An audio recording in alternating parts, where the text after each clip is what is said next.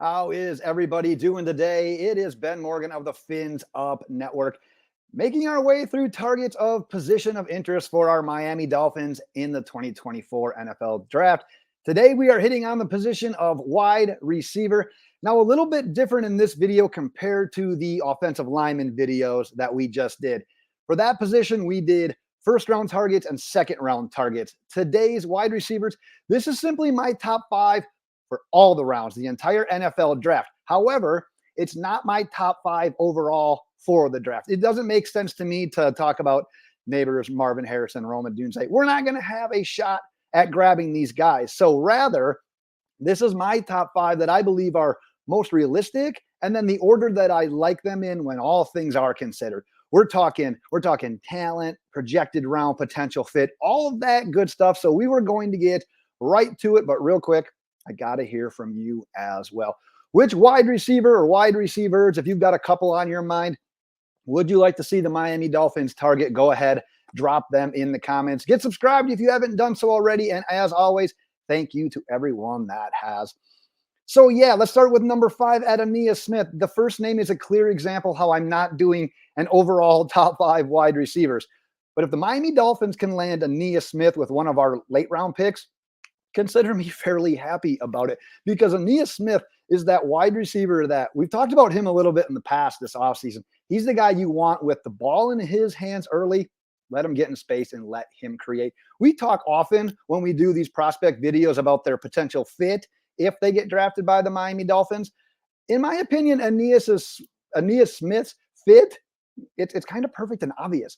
Tyreek Hill, Jaylen Waddle, they are our field stretchers. They've got the speed.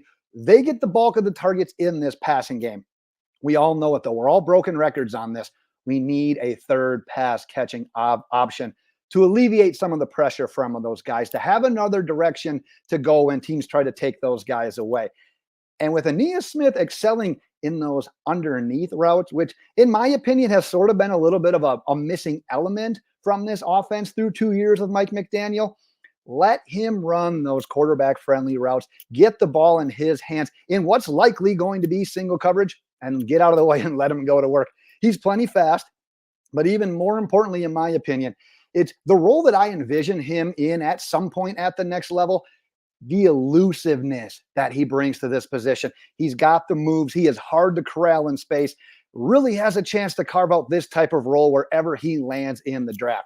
So Smith comes in at 5 on my list, but turning our attention to number 4. Number 4 is Brian Thomas. I apologize if there was any jumpiness there. I had to take a quick pause. But Brian Thomas is the best, most talented wide receiver, in my opinion, on today's list. However, I have him at number 4 on this list for a couple of different reasons. First, we would have to take him at number 21 if we want him. He is not falling to number 55 for us in the second round. Hell, there's a chance that he's not even on the board when we pick at 21.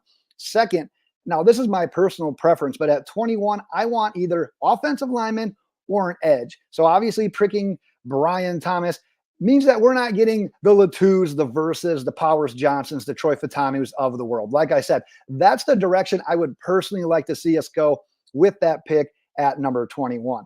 Now, saying that, I will be perfectly fine with Brian Thomas at 21. Like I said earlier, we need a third pass catching option. We don't know what the future is holding for Tyreek Hill. As of today, we don't have Jaylen Waddle locked up on a long-term deal. So wide receiver, at least in my opinion, and I know a lot of yours, still definitely in position of need for this team. But if we're looking at Brian Thomas, explosive, athletic, really showed out when given that opportunity last year at LSU. Think of all the recent stud wide receivers at LSU recently. Justin Jefferson, Jamar Chase, add Malik Neighbors to that list, who's going to go top 10 here. Brian Thomas posted a better relative athletic score at the NFL Combine than all of those guys. This guy is an athletic specimen. He's got a lot of positives going in his favor. You ask yourself, what's the biggest negative, though? Because there's always got to be something with these prospects. He really only has one season of true production. Last year at LSU, 68 catches, just 1,177 yards and 17 touchdowns. That's huge. But prior to that, his career high in each of those statistical categories, 31 catches, 361 yards, and 5 touchdowns. So did he catch lightning in a bottle last year with Jaden Daniels and his breakout? And you had Malik Neighbors over on the other side, garnering probably some of the top coverage. Well, that's a huge question mark heading into the draft. But guess what? Someone's going to take him early and find out. Let's go to number 3. Ricky Pearsall out of Florida. Now, this is another guy for me that projects best as a slot receiver that can be very quarterback friendly with super, super reliable hands.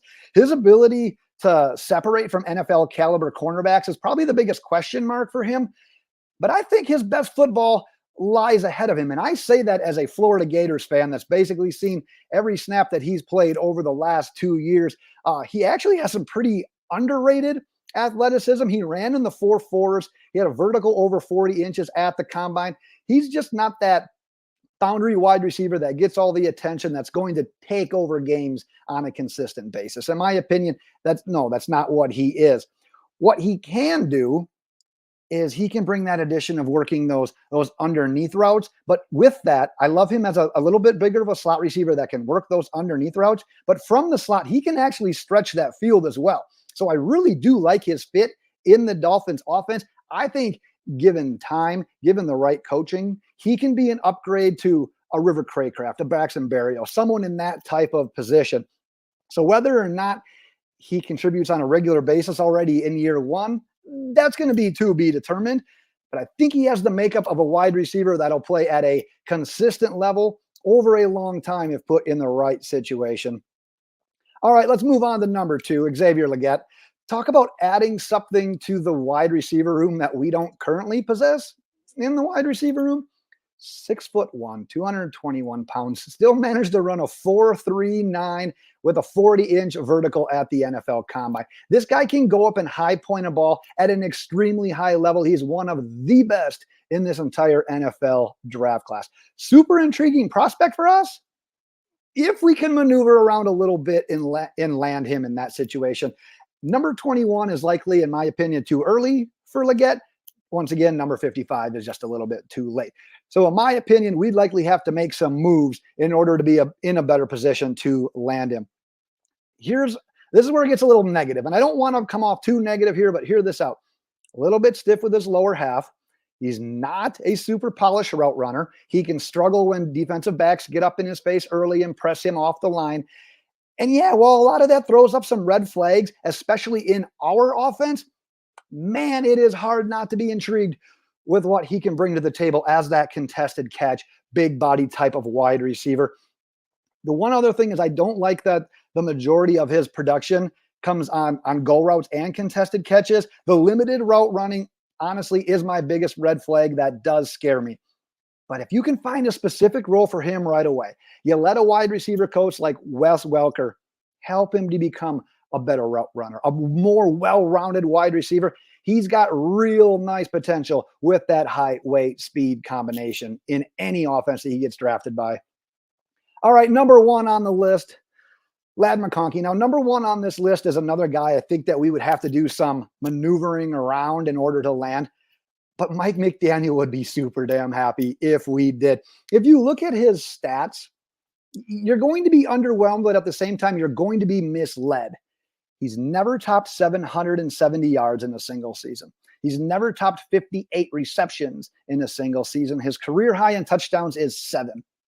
But when you watch his film and when you just extrapolate it and vision what that can be at the next level, that's when you find out why he's being projected in that late first, early second round of the draft. It's funny because athletically, believe it or not, he's kind of a Garrett Wilson clone. Now, he's not the sought-after prospect like Wilson. He's not going to be as selected as high as a guy like Garrett Wilson was. But I honestly feel that Ladd McConkey, he's I'm going to call him bust-proof at the next level. I think he's going to have a super productive NFL career. Unlike Legette, this guy's route running at all 3 levels of the field, it's already fantastic. I absolutely love it. His speed is ridiculously underrated. Ran a 4.39 at the combine. Like I said, the guy is making plays all over the field. His tape, it's a mix of screen passes, end arounds, underneath routes, medium and deep routes. It's everywhere. So while I do think he can work on tracking the ball a little bit better on those deep routes, I honestly think he's a pretty clean wide receiver prospect that's only going to get better with NFL coaching. Speaking of an injury here, though, he had a back injury that kept him out of the beginning of last season, and then he also got hurt later in the season with an ankle injury. So his 2023 stats, like I said, super misleading, but quite honestly, maybe are pushing him down some teams' board. This is a guy, like I said, that I would be absolutely thrilled to land if we either move back from 21 and accumulate some picks, or if we end up trading up from number 55 in the second round. Dolphins fans, I will cut it right there for today. But as I mentioned, go ahead.